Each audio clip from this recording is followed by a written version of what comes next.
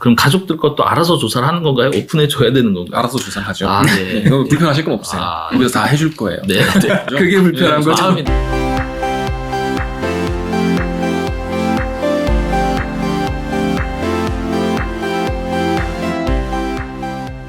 문제를 남겨주시면 답은 저희가 찾겠습니다. 저희가 그 세무조사하면 많은 사람들이 두렵고 두렵죠. 피해야 되고 하는데 사실 제 주변이나 가까운 분들도 많이 받았어요. 근데 이분들은 사업을 하지 않는데도 받았단 말이죠.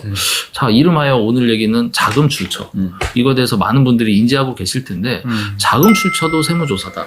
자, 자금 출처라는 게 뭘까요? 말 그대로 자금 출처. 이 돈이 어디서 나왔는지를 조사하는 게 자금 출처 조사입니다. 예를 들어서 부동산 같은 거를 취득을 하시게 되는 경우에 요즘 부동산 너무 비싸잖아요. 비싸죠.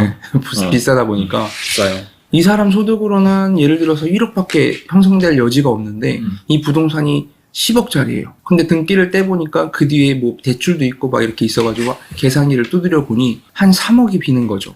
도대체 이 자금의 출처가 뭔지에 대해서 조사하는 게 자금 출처 조사입니다. 일단은 어떤 말씀이신지는 알겠는데 조금 예를 좀 더 들어주시죠. 어떤 경우에 자금 출처 조사가 나올까요? 이런 경우가 있어요. 어떤 A라는 사람이 있는데 전세로 살고 있었어요.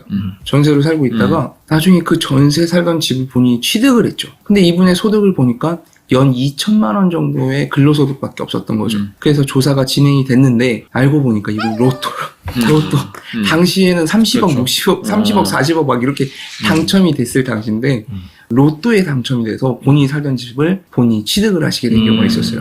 당연히 그분은 뭐 세금은 낸 거 없겠네요. 그럼요. 그냥 출처가 그렇죠. 증명이 됐으니까. 그쵸, 로또 그쵸, 받을 그쵸. 때만 이제 세금 조금 내셨겠죠. 그죠. 아유, 그런 경우가 축하드립니다. 네. 부럽습니다. 네. 그리고 또 다른 예.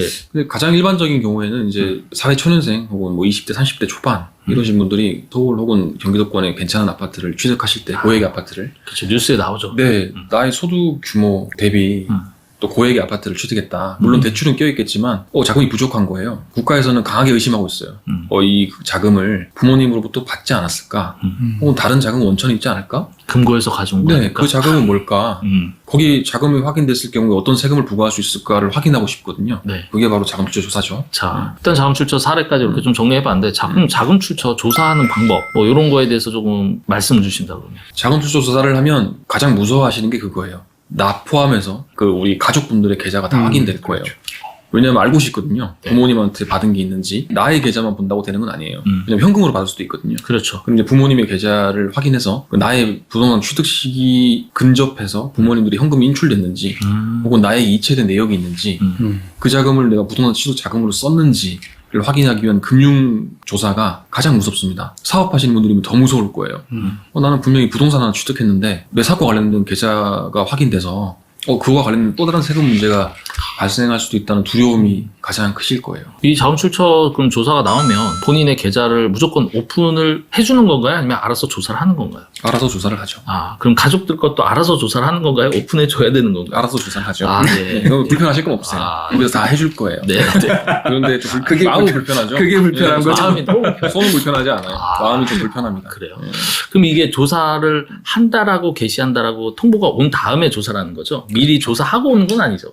일부 분석은 되죠. 아, 일부 분석을 어느 정도 한 다음에 네. 좀 문제가 국가에서 있겠다. 부세청 전산망에 있는 모든 자료들은 이제 그 하나로 이제 취합될 거예요. 대출액이 그렇죠. 얼마인지. 왜냐하면 선정이 되기 위해서는 분석이 필요하기 때문에 필요하니까요. 네, 선정이 됐다라는 것은 일부 혐의가 있다라는 거죠. 근데 이런 거 조사할 때 이런 한간에는 이런 얘기 있어요. 뭐 부모님 거는 본다. 하지만 뭐 형제 건 안 본다. 혹은 뭐 처갓집 건 안 본다. 그래서 뭐 조사 거기선 바뀌다. 뭐 이런 얘기들을 하는데 그거는 어떻게 좀 이해를 해야 될까요? 그거는 나올 때까지 확인 가능하죠. 그러니까 누군가는 줘야 돼요. 그렇죠. 자금원을 그러니까 누군가는 받아야지 그게 생길 거잖아요. 그렇죠. 근데 정 못 찾는다. 그러면 이제 증여 추정의 원칙이 있죠. 누군가로부터 받았을 것이다. 그래서 증여세를 과세해버릴 수도 있어요. 그러겠네요. 일단 뭐 오늘 얘기 여기까지 정리해보면 결국에는 소명하지 못한 그 자금의 원천이 증여든 뭐 혹은 아니면 소득이든 이러면 그렇죠. 소득세든 증여세든 확장해서는 자기가 운영하는 법인세든 이런 쪽으로 이렇게 확대가 된다는 얘기인데 그러면 제가 볼 때 숫자는 거짓말을 하지 않잖아요. 그렇죠. 전산도 너무 잘 돼 있잖아요. 거짓말하지 않죠. 그러면 굳이 이런 거 할 때 전문가를 통해서 이런 대응을 하는 게 필요할까? 이런 고민을 하시는데 현업에서 하시는 이 두 분의 입장은 어떨까요? 본인이 직접 팔 수 있는 상태라고 하면 그 말은 본인이 소명을 하더라도 아까 로또 맞은 것처럼. 그렇죠. 그렇죠. 과세가 부채가 될 염려가 없다라고 하면 본인이 적극적으로 소명하시면 되는 거고요. 음. 근데 본인이 소명할 수 없는 상황이 있을 때는 반드시 세무 조력자가 필요한 거죠. 그렇죠. 네. 그 부분에 대해서 음. 잘못 소명을 한 경우 혹시라도 사실과 다르게 소명을 한다든지 아니면 그랬을 경우에는 더 많은 세금이 발생할 수도 있는 거고 혹시라도 다른 더 강하게 심화가 좀 잘못되면 조세범 처벌법이라든지 이런 데까지 또 영향을 갈 수도 있기 때문에 반드시 조세 전문가의 조력이 필요하죠. 유불리를 좀 따져볼 필요가 있어요. 맞습니다. 미리 이제 어떤 내 의견을 필요할 때, 그다음 내가 이걸 사실이라고 주장할 때는 이렇게 주장했을 때 나한테 미치는 효과들을 맞아요. 조금은 따져봐야 됩니다. 맞아요. 부탁되고 난 아니에요, 모르겠어요. 난 이거 이렇게 했어요. 이렇게 주장한다고 해서 나한테 무조건 유리하지 않고요. 맞습니다. 잘 따져보고 말씀을 하셔야 돼요. 그러니까 뭐 어느 분이 그랬지만은 금고에 있던 거 꺼내왔어요. 이렇게 표현하는 것 자체가 오히려 그 다음에 후폭풍이 너무 큰 거죠. 그렇죠. 네, 그렇기 때문에 이런 것들을 어떻게 대응하고 그다음에 뭐 부모님한테 빌렸는지 아니면 그게 네. 빌린 건지 증여받은 건지 이런 것들도 전문가의 조력을 통해 가지고 대응이 필요할 것 같아요. 대표님 말씀이 정확하십니다. 이게 맞습니다. 빌린 것과 증여받은 것의 차이는 워낙 커요. 네. 그냥 증여받았으면 증여세가 전액이 과세되는 거고 빌린 걸로 됐을 때 빌린 걸로 된다기보다는 실제 빌린 게 맞을 때는 거기에 대한 이자에 대한 증여세 일부 과세가 될 수도 있고 아니면 과세가 안 될 수도 있거든요. 맞습니다. 근데 실제 빌린 게 맞는데 증여로 오인되거나 아니면 과세관청에서는 증여로 그냥 여겨버리고 증여세를 일방적으로 과세할 수도 있어요. 그래서 조사 과정에서 꼭 내가 빌린 돈인지 아닌지에 대한 명확하게 내 의견을 제시할 필요가 있습니다. 자, 오늘 뭐 자금 출처에 대해서 많은 분들이 뭐 이미 받아보신 분도 있고, 지금 아파트 혹은 뭐 건물을 사려고 준비 중이신 분들도 있는데, 이 자금 출처에 대해서 고민 많으실 거예요. 전문가의 활용을 통해서 적절하게 그리고 합리적으로 대응하시는 게 필요하다. 이렇게 말씀을 드리고요. 자, 오늘의 한 줄 평 하신다 그러면. 제 한 줄 평은 취득 시부터 조세 전문가와 함께 자금조사는 누구나 받을 수 있습니다. 조심하십시오.